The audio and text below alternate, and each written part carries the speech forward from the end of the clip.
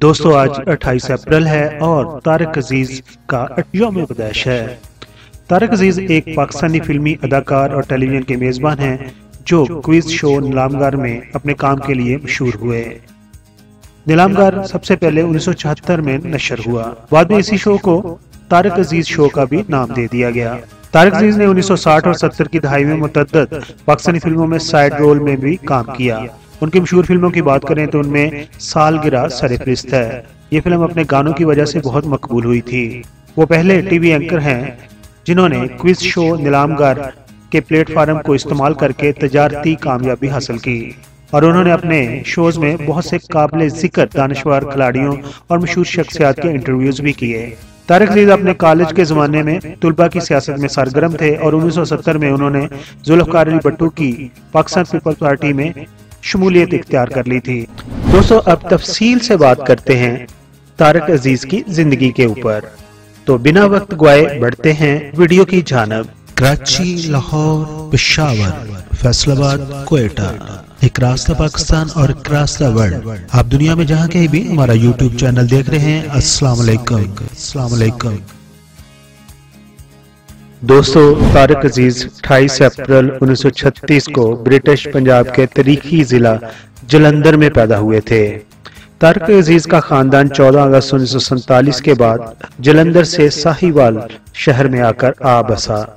नौजवान तारिक अजीज का खानदान किस तरह तकसीम पंजाब के वक्त जलंधर से बेघर होके आया, उसका किस्सा कभी भी तारिक अजीज ने नहीं बताया था। साहिवाल में स्कूल की तालीम के दौरान उनके साथियों में डॉक्टर मेहदी हसन भी शामिल थे जिन्होंने बतौर उस्ताद सहाफत में नाम पैदा किया। बकौल डॉक्टर मेहदी हसन तारिक अजीज बहुत सी खूबियों के मालिक थे और एक अच्छे मुकर्रर भी थे, मगर टीवी की चमक उनकी खूबियों को गहना कर गई। पाकिस्तान बनने के बाद 1950 की दहाई में नौजवान तारिक अजीज ने अपनी पेशावराना जिंदगी का आगाज रेडियो पाकिस्तान लाहौर से किया, जहां उन्हें रेडियो से खबरें पढ़ने का खासा तजर्बा हासिल हुआ। रेडियो के उसी तजर्बे और तकरीरी मुकाबलों ने नौजवान तारिक अजीज पर जो असर डाला वो मरते दम तक उनकी शख्सियत पर गालिब रहा। 1964 के बाद वो रेडियो से होते हुए पाकिस्तान टेलीविजन पर आए और पाकिस्तान टेलीविजन के पहले मर्द अनाउंसर बनने का उन्होंने एजाज हासिल किया। 1970 के तारीखी इंतखाबात से कबल पंजाब के शहर टोबा टेक सिंह में 23 मार्च के दिन होने वाले किसान कॉन्फ्रेंस के रूहरवा तो मौलाना बशानी थे, लेकिन उसमें तारिक अजीज ने भी तकरीर की थी और दौरान कॉन्फ्रेंस कुछ दंगे भी हुए थे और उन दंगों में तारिक अजीज पर भी FIR दर्ज की गई थी। क्योंकि तारिक अजीज तरक्की पसंद ख्यालात रखते थे, इसी वजह से वो भुट्टो को बहुत पसंद करते थे और उन्होंने जुल्फ़िकार अली भुट्टो के साथ सऊदी अरब के भी कई दौरे किए थे। 1974 में पाकिस्तान टेलीविजन ने एक प्रोग्राम नीलामगर शुरू किया तो तारिक अजीज उसके मेजबान बने।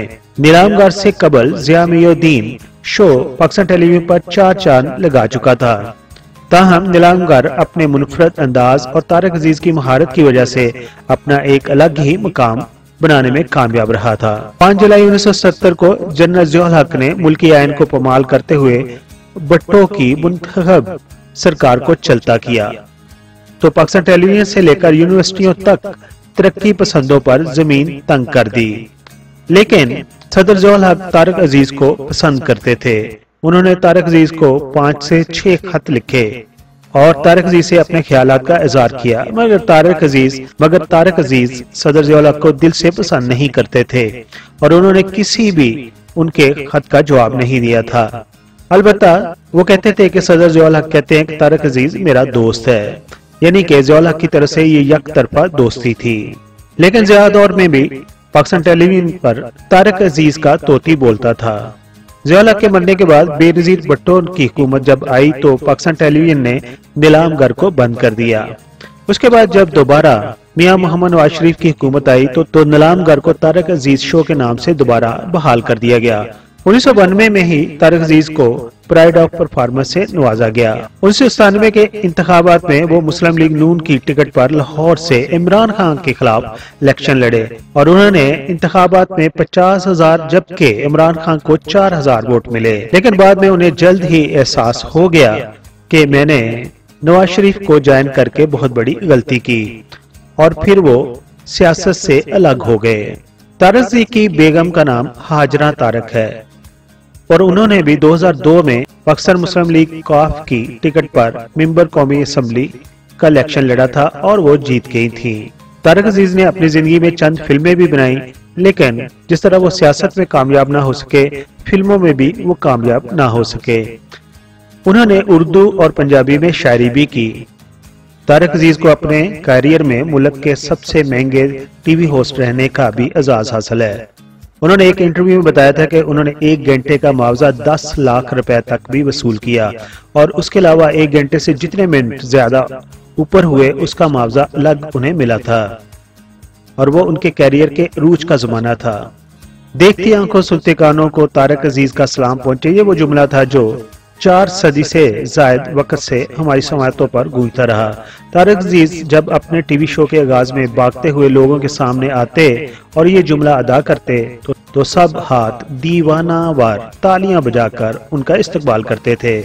और आजकल के शो में भी इस तरह के नए एंकर तरीकाकार को इस्तेमाल करते हैं।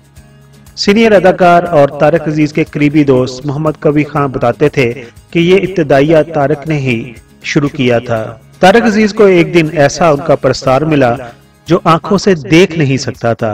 मैं आपका हर प्रोग्राम सुनता हूँ मगर आपको देख नहीं सकता और आपने कभी मुझे मुखातब नहीं किया। उस नबीना प्रस्तार की फरमाइश पर खुदा ने तारक अजीज को यह ख्याल बख्शा और उनके दिमाग में ये जुमला उतरा कि देखती आंखों सुनते कानों को तारक अजीज का सलाम पहुंचे। और फिर ये हम सब ने देखा कि तारक अजीज का सलाम सारी दुनिया को पहुंचा।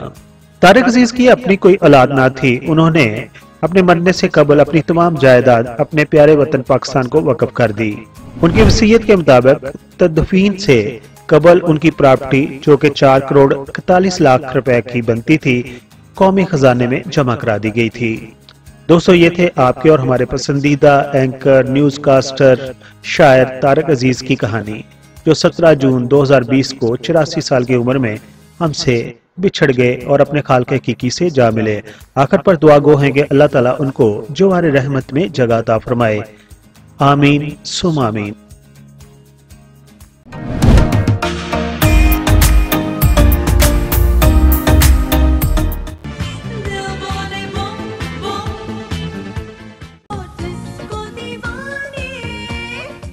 I am Nasser Hassan. Please like the video and subscribe PK Mega Videos channel.